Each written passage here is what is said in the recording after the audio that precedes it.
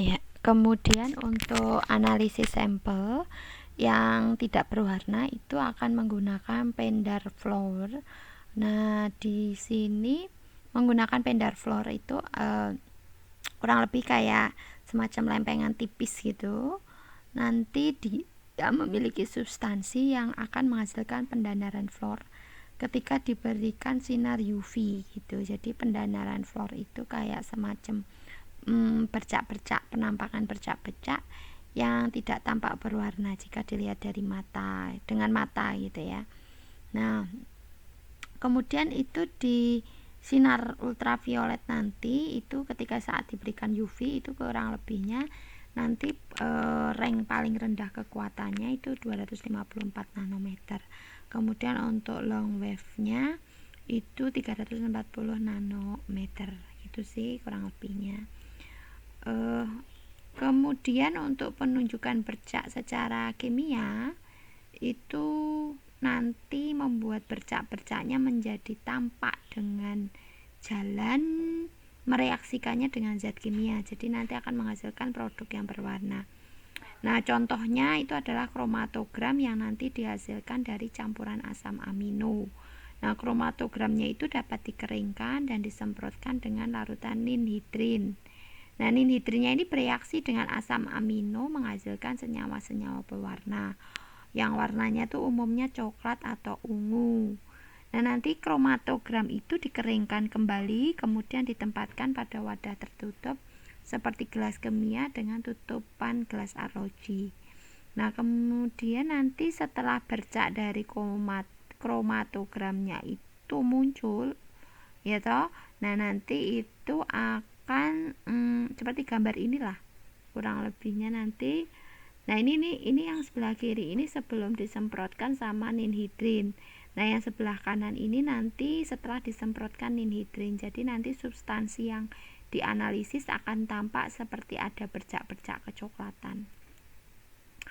Ini adalah pemisahan dengan pemisahan untuk mendapatkan struktur atau molekul gitu ya.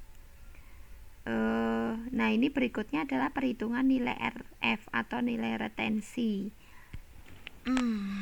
Nah, di sini nilai perhitungan RF ini digunakan sebagai nilai perbandingan relatif antar sampel.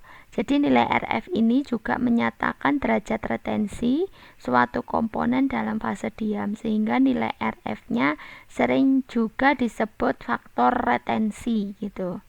Nah, nanti ada hubungan di mana semakin besar nilai RF dari sampel, maka akan semakin besar pula jarak bergeraknya senyawa tersebut pada plat kromatografi lapis tipis.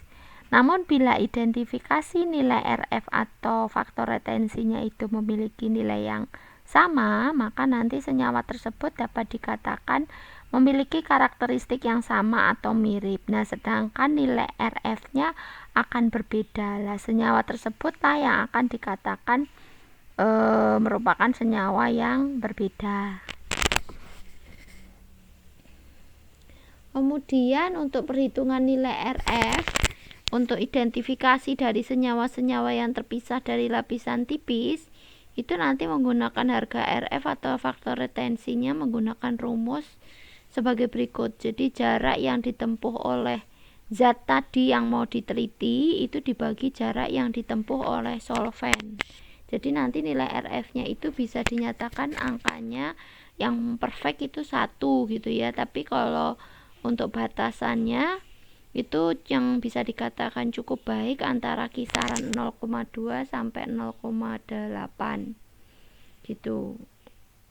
Nah, ini kurang lebihnya cara kerja pada KLT hampir sama dengan kromatografi kertas, hanya saja pada yang KLT fase diamnya menggunakan plat tipis berupa gelas, logam atau aluminium foil gitu, sedangkan di kromatografi kertas itu menggunakan kertas saring begitu. Kemudian ini prosedurnya,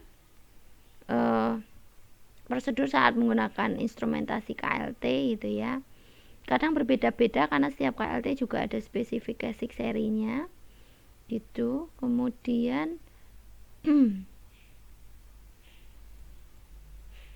Nah, ini kurang lebih ilustrasinya nanti untuk kromatograf lapis tipis gitu. Jadi kita ada memiliki kayak gelas kimia yang tertutup. Nah, ini seperti ini. Nanti akan muncul aluan yang warnanya akan berpencar gitu ya. Nah, ini masuk ke dalam lapis tipis.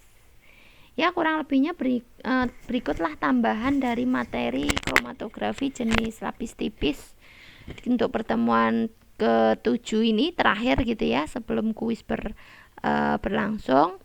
Kemudian nanti ada beberapa soal yang harus diselesaikan untuk setiap mahasiswa.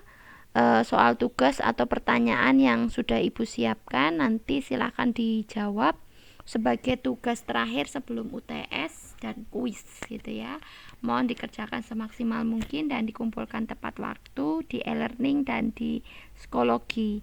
Demikian untuk hari ini. Apabila ada yang perlu didiskusikan silahkan lewat Wapri atau WA Group pada jam kerja. Terima kasih atas perhatiannya. Assalamualaikum warahmatullahi wabarakatuh. Selamat pagi.